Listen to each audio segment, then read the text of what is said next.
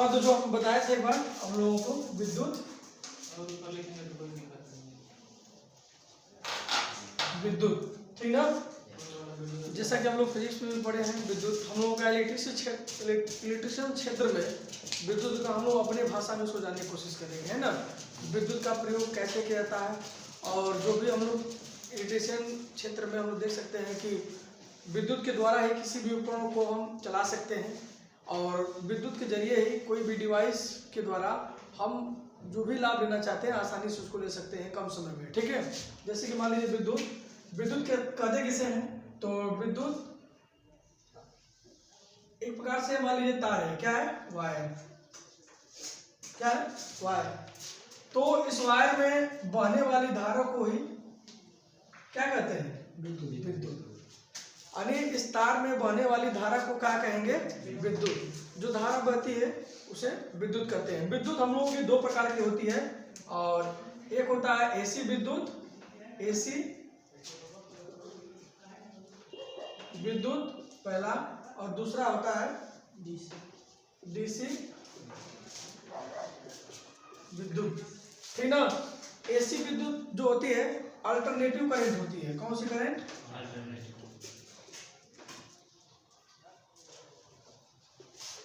Alternative current. और DC विद्युत जो होती है डायरेक्ट करंट, ठीक है ना। अल्टरनेटिव करंट मतलब इसको हिंदी में बोलते हैं प्रत्यावर्ती धारा, प्रत्यावर्ती धारा। और ये होता है दृष्ट धारा। देखिए एसी विद्युत जो होती है ना तरंग के रूप में चलती है। कैसे चलती है, तरंग के रूप में, अल्टरनेट करते हुए, या सर्पाकार बोल सकते हैं, या पानी जो तरंग होती है वो तरंग के रूप में चलती है। ऐसे तार हो गया, और इसमें विद्युत ऐसे बहती है, और डीसी विद्युत सीधी रेखा में चलती है। इसका जो है ये एक सीधी रेखा में चलता है ना। और ये जो होती है विचलन करती हुई चलती है, अपने मार्ग अथवा दिशा में क्या करती है, विचलन करती हुई चलती है, या अपने मार्ग अथवा दिशा में सीधी रेखा में चलती है। ये तार पर बराबर लोड देती है, और एसी विद्युत कट ऑफ वोल्टेज के रूप में जाना जाता है, ठीक है। तो एसी विद्युत और डीसी विद्युत में सबसे पहले डीसी विद्युत का, है ना, खोज हुआ था, जिसका खोज जो किए थे एडिसन। कौन किया था, एडिसन किए थे। और एसी विद्युत का खोज कौन किया था, टेस्ला, निकोलस टेस्ला और एडिसन। और विद्युत का खोज की बात करें तो थेम्स किए थे। थेम्स ने पता लगा दिया था कि विद्युत है, और उसके जरिए एडिसन ने खोज किया। बल्ब का खोज किसने किया था, एडिसन, 1880 ईस्वी में। बल्ब में कौन सी गैस भरी होती है, आर्गन, नाइट्रोजन भी गैस भरते हैं बल्ब में। और रॉड में, पहले जो रॉड होता था कांच वाला उसमें नियॉन गैस भरते थे, है ना। अब तो एलईडी वाला रॉड हो चुका है, एलईडी वाला बल्ब भी हो चुका है, और सूर्य वाला बल्ब धीरे धीरे खत्म हो रहा है। तो इस तरह से विद्युत का जनक टेस्ला और एडिसन ने विद्युत का खोज, डीसी विद्युत, टेस्ला ने एसी विद्युत का ट्रांसफार्मर का जरिए से हम लोग सप्लाई को घटाने और बढ़ाने का कार्य करने का कार्य एसी विद्युत का टेस्ला के जरिए ही किया गया। एसी मोटर का आविष्कार टेस्ला ही है, ठीक ना जी। तो अब देखिए डीसी विद्युत और एसी विद्युत, डीसी विद्युत जो होती है बैटरी और सेल में होता है। किसमें होता है, बैटरी, सेल। और एसी विद्युत ट्रांसफार्मर से प्राप्त होता है कि नहीं, ट्रांसफार्मर हुआ, जनरेटर हुआ, इन्वर्टर हुआ, है ना। इस तरह से एसी विद्युत का जैसे कि हम लोग प्राप्त कर सकते हैं एसी विद्युत। डीसी विद्युत को हम स्टोर करके रख सकते हैं, लेकिन एसी विद्युत को स्टोर करके नहीं रख सकते।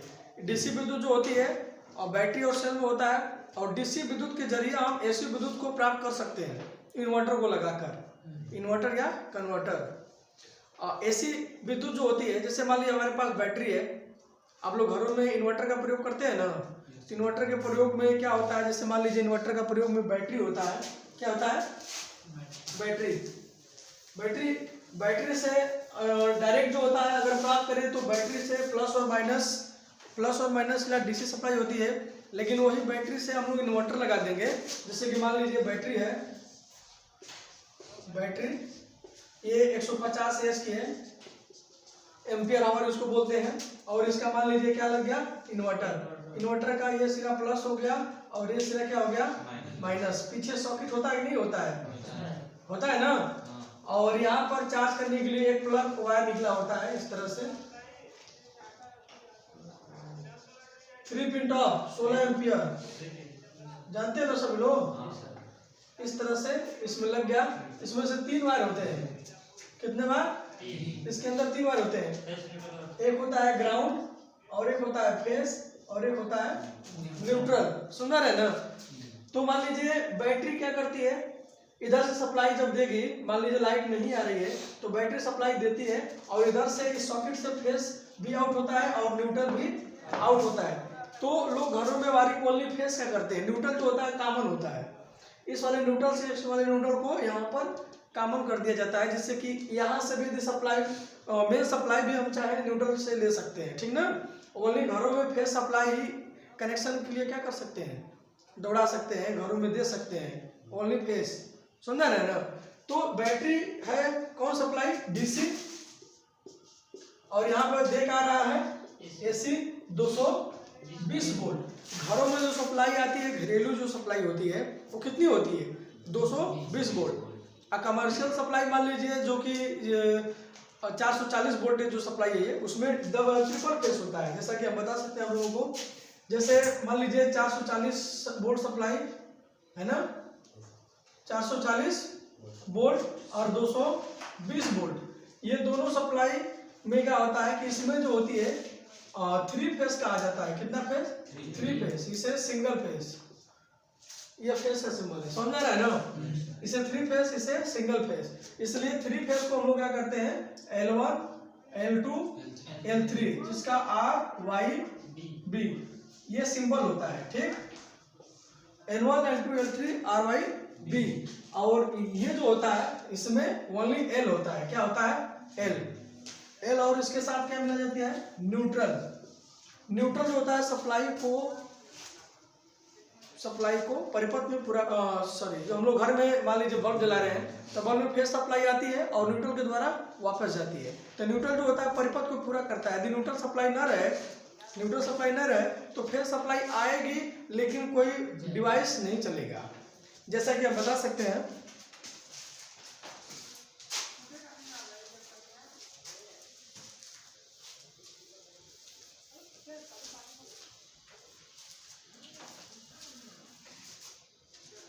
देखिए, जैसे कि मान लीजिए ये हमारा बल्ब है, क्या है, बल्ब। फेस सप्लाई इधर से दे रहे हैं और इधर से क्या आएगा, न्यूट्रल। बल्ब में क्या होता है, रेजिस्टेंस होता है। क्या होता है, रेजिस्टेंस। जो टंगस्टन का वायर होता है रेजिस्टेंस होता है। तो फेस सप्लाई इधर से क्या हो रही है, जा रही है, इधर से क्या हो रही है, वापस आ रही है। बस में ना, ये एक परिपथ हो गया। इसको क्लोज सर्किट भी बोलते हैं। क्या बोलते हैं, क्लोज सर्किट, क्लोज सर्किट। और यही तार कहीं से टूट जाता हो, अगर मान लीजिए बल्ब जलेगा, नहीं जलेगा ना, तो उसको क्या बोलेंगे, ये हो जाएगा ओपन सर्किट, ठीक ना।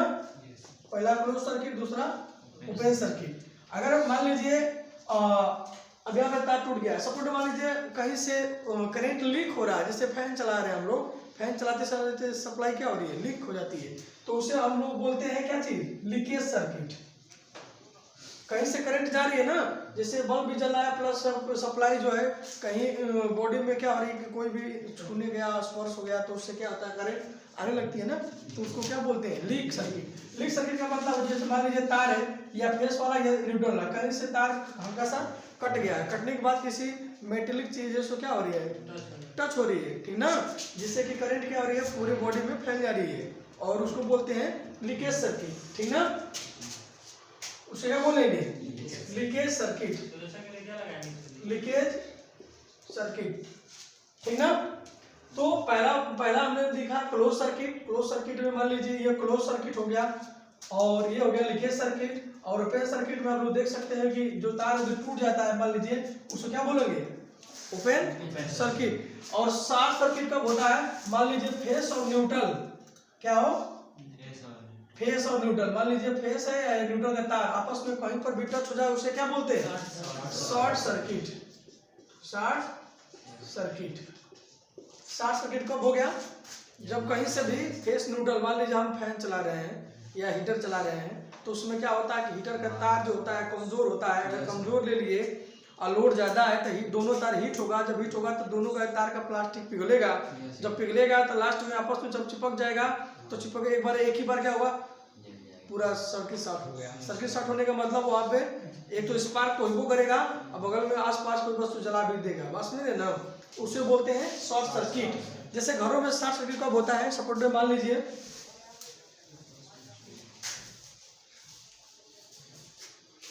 शॉर्ट सर्किट घरों में कब होता है? जैसे मान लीजिए कोई घर है ना, क्या है?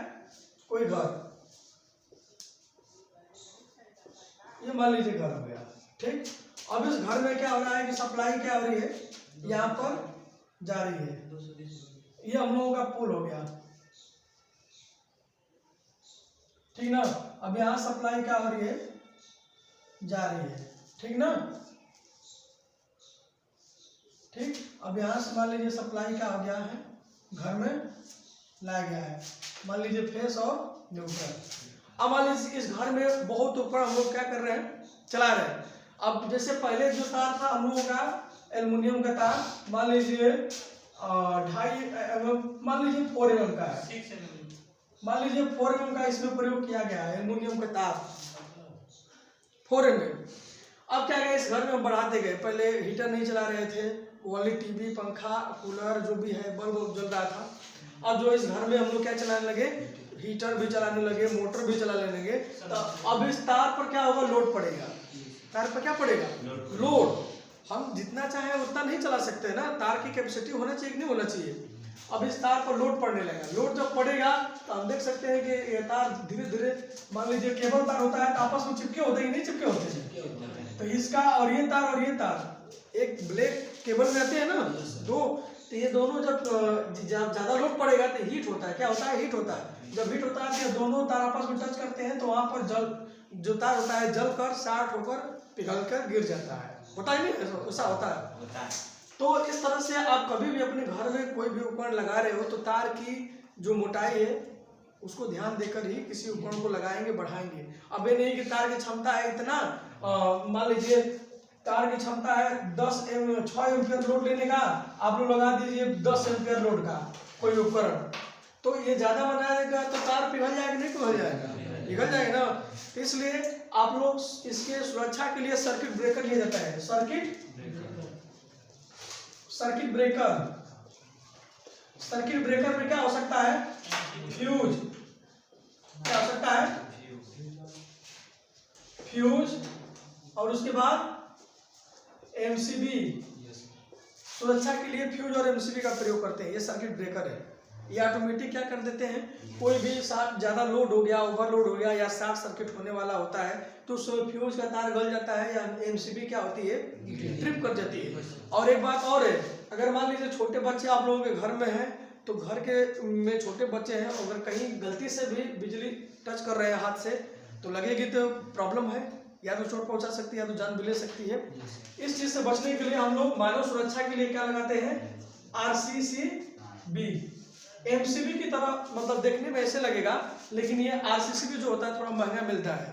ये मनुष्य जैसे अर्थ, ये क्या होता है? फेस या न्यूट्रल कोई भी सप्लाई अगर मान लीजिए अर्थ से संपर्क में आता है तो उस समय क्या होता है कि ये जो होती है एमसीबी की तरह ट्रिप कर जाती है और पूरी लाइट को कट कर देती है। बस में ना, या RCCB होता है या ELCB, अर्थ leakage circuit breaker, residual current circuit breaker. इसका फुल फॉर्म होता है रेजिडुअल करंट सर्किट ब्रेकर या ELCB का अर्थ लीकेज सर्किट ब्रेकर। ये मनुष्य के शरीर से होकर यदि सप्लाई अर्थ हो रही हो तो उस समय भी ये सप्लाई सर्किट क्या करता है? ब्रेक कर देता है और पूरी सप्लाई कट जाएगी। बस नहीं रही ना? हाँ,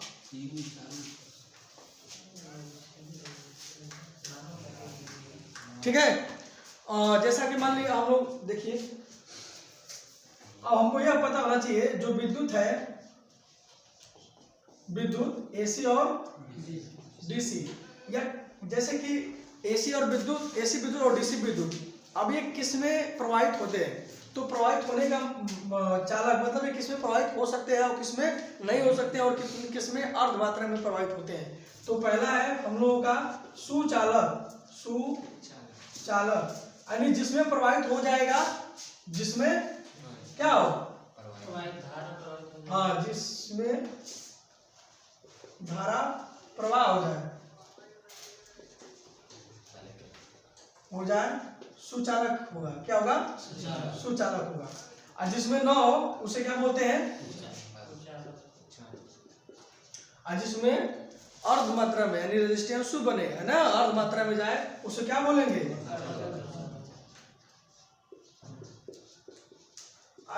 अर्धचालक। ये तुम आप लोग पढ़े हो ना, सुचालक, अर्धचालक, कुचालक और अर्धचालक। इसका मतलब क्या होता है, आप जो है इसको समझिए ऐसे, इस तरह से, जैसे विद्युत है या एसी सप्लाई हो जो आप लोग यूज कर रहे हो, या डीसी सप्लाई हो जो बैटरी से प्राप्त हो रही है, आपके पास है।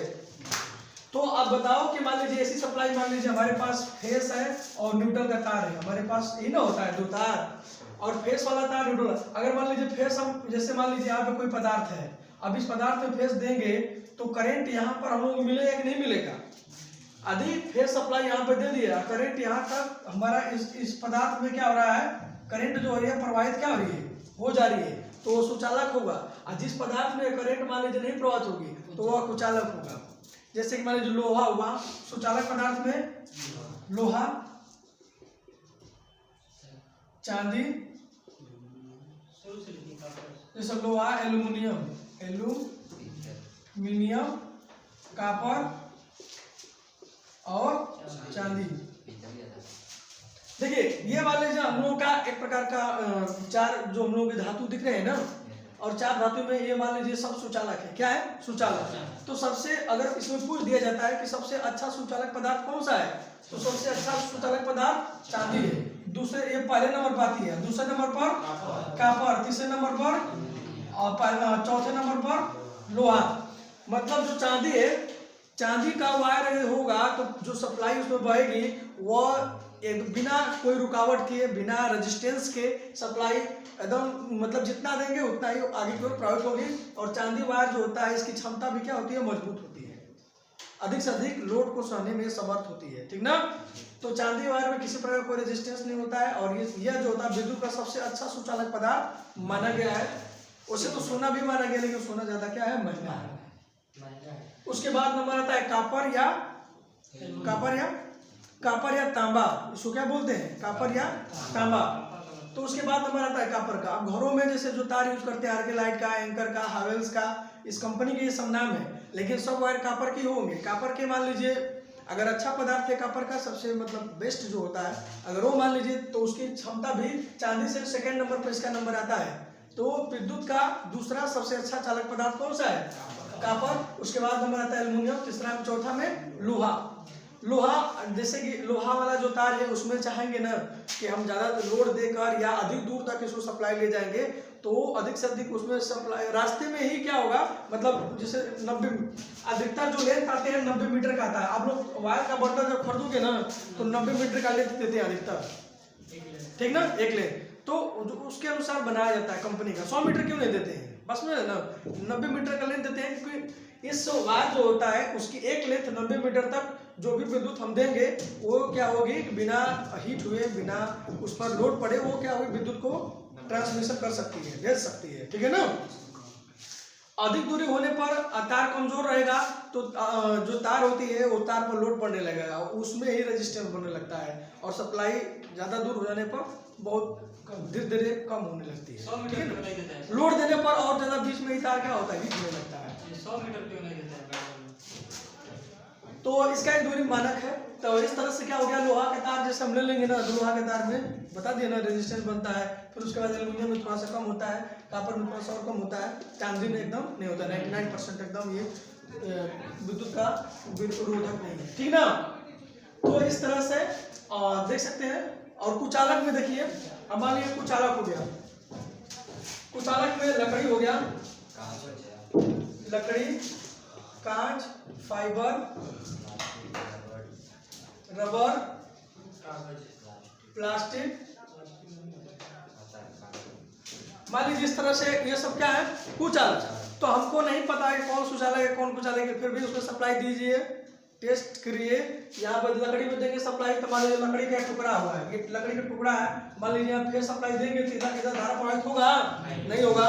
प्लास्टिक में नहीं होगा, फाइबर में नहीं होगा, कांच में नहीं होगा। इस तरह से जो भी पदार्थ होगा जिसमें सप्लाई नहीं प्रवाहित हो, यानी धारा का प्रवाह न हो, वो सब क्या होगा, कुचालक। और जिसमें हो जाए सुचालक, और जिसमें अर्ध मात्रा में हो वह अर्धचालक होगा, जैसे सिलिकॉन, ठीक ना। ग्रेफाइट किसमें आता है? सिलिकॉन, दूसरा जर्मेनियम, और भी पदार्थ हैं, कैडमियम भी होता है ना। तो इस तरह से ये सब हो गया। और धातु में हम होगा, और धातु हो गया है। क्वेश्चन आता है कि विद्युत का ऐसा सुचालक पदार्थ बताइए जो अधातु हो, तो क्या हो सकता है, ग्रेफाइट।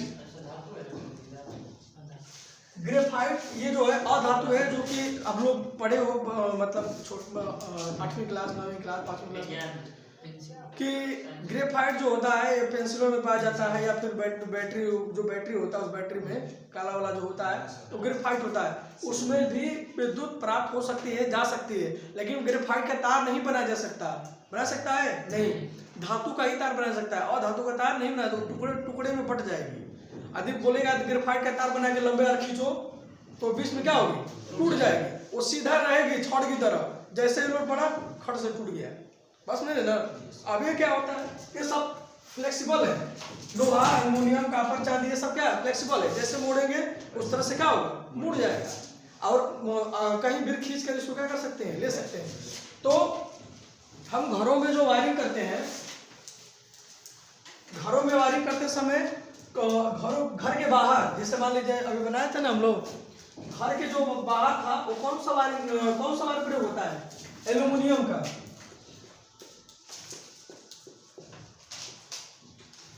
एल्युमिनियम जो वायर होता है घर के बाहर केबल का प्रयोग करते हैं, जो ब्लैक सा होता है ना।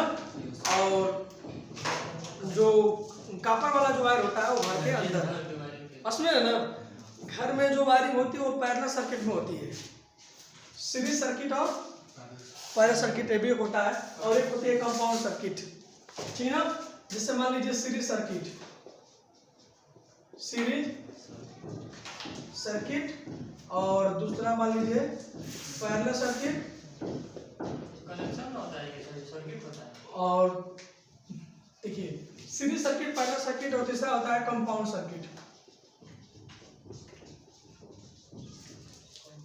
ठीक। सीरीज सर्किट में हम देख सकते हैं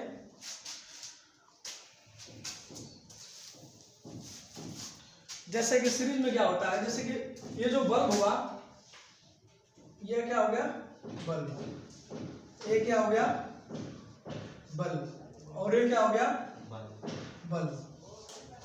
बस में रहना। अब देखिए बल्ब में यहाँ पर देंगे फेस इन हो गया, और इसका दूसरा सिरा यहाँ पे लगा देंगे, इसका तीसरा सिरा यहाँ पे लगा देंगे, इसका चौथा सिरा लास्ट में निकाल के न्यूट्रल दे देंगे। अभी देखिए किसमें हो गया, सीरीज में हो गया कि नहीं हो गया, किसमें हो गया, सीरीज में। अब सीरीज में देखिए, सीरीज में होने का मतलब जो वोल्टेज सप्लाई होती है ना, बराबर भागों में क्या होती है, बट जाती है। अभी मान लीजिए ये भी 100 वाट का है, और ये भी क्या है, 100 वाट का है, और ये भी क्या है, 100 वाट का। तीनों बल्ब 100 वाट के हैं। कितने वाट के, 100 वाट के। अब इस 100 वाट के अनुसार मान लीजिए तीनों बल्ब है, अगर एक भी अगर बल्ब फ्यूज हो गया तो इसमें से तीनों बल्ब क्या होंगे, बंद हो जाएंगे। बस में रहना। अगर तीनों बल्ब, एक भी बल्ब यदि क्या हो गया, एक भी बल्ब इसमें फ्यूज है तो तीनों बल्ब बंद हो जाएंगे। अगर सप्लाई ज्यादा आ रही है, मान लीजिए 220 वोल्ट की सप्लाई है, कितने वोल्ट की, 220, यहाँ पे 220 वोल्ट की सप्लाई है। अब 220 वोल्ट सप्लाई तीनों बल्ब में बराबर भागों में बटेगी, और जिससे कि यह बल्ब स्लो जलेंगे। अगर ये नीचे स्थान देखें तो यहाँ पर 2 बल्ब लगा देंगे, कितने बल्ब, 2 बल्ब यहाँ पर। अब इसको सीरीज में करेंगे, है ना, यहाँ पर भी 220 वोल्ट देंगे फेस, और इसका सिरा यहाँ पे जोड़ के, तो इसके अपेक्षा ये बल्ब दोनों क्या होंगे, तेज जलेंगे ना। अभी यहीं पर सिंगल बल्ब जला जाए फेस और न्यूट्रल सप्लाई देकर यह बल्ब फुल इसमें 220 वोल्ट की सप्लाई क्या होगी, पूरी की पूरी 220 वोल्ट अकेले इसमें जाएगी तो तेज जलेगा। और ये दो भागों में हो गया तो थोड़ा दो भागों में होगा तो जाहिर सी बात है स्लो जलेंगे दोनों, लेकिन एक बराबर जलेंगे। 100 वाट के रहेंगे ना, एक बराबर जलेंगे। और यही 3 हो गया तो और भी वोल्टेज सप्लाई बढ़ जाएगी, 4 होंगे और बढ़ जाएगी। तो इस तरह से करते करते सप्लाई बढ़ेगी, बल्ब और slow slow slow slow. And जैसे कि तुम लोग शादी विवाह में पहले के फंक्शन में देखते थे, जो झालर वाली बत्ती होती थी ना, झालर वाली बत्ती, तो झालर वाली बत्ती में देखते थे कि पहले छोटे छोटे बल्ब होते थे, एक बल्ब फ्यूज जाता सब के सब जरा बंद। मान लीजिए 220 वोल्ट यहाँ पे सप्लाई है हमारे पास, ठीक। और बल्ब कितना का है, मान लीजिए 2 वोल्ट का बल्ब है। एक बल्ब कितने वोल्ट का है, 2 वोल्ट का है, ठीक। 2 वोल्ट क्षमता को क्या कर सकता है, ले सकता है एसी। तो इसको क्या करेंगे, सीरीज में करेंगे। कितना बल्ब, लगभग 110, लगभग 110 वोल्ट सीरीज में करेंगे। तो इस तरह से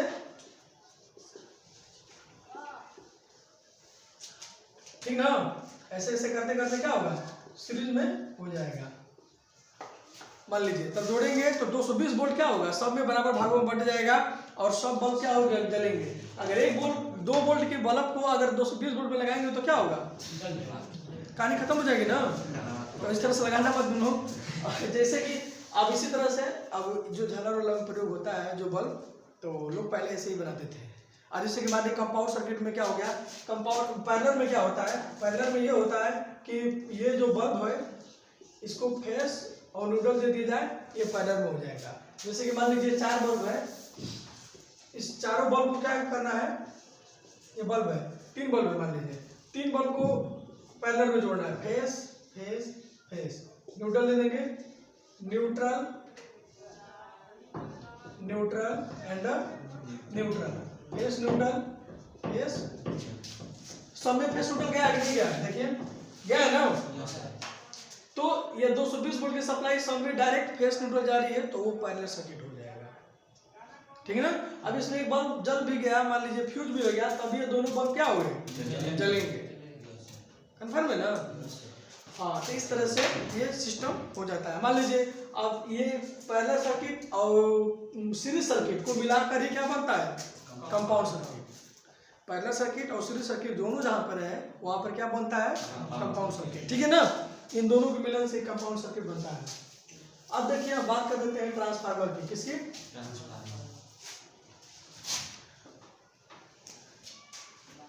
वीडियो को क्लिक करके फिर से ऑन करो, ज़्यादा टॉपिक लंबा हो जाएगा, चलाने में दिक्कत हो जाएगा।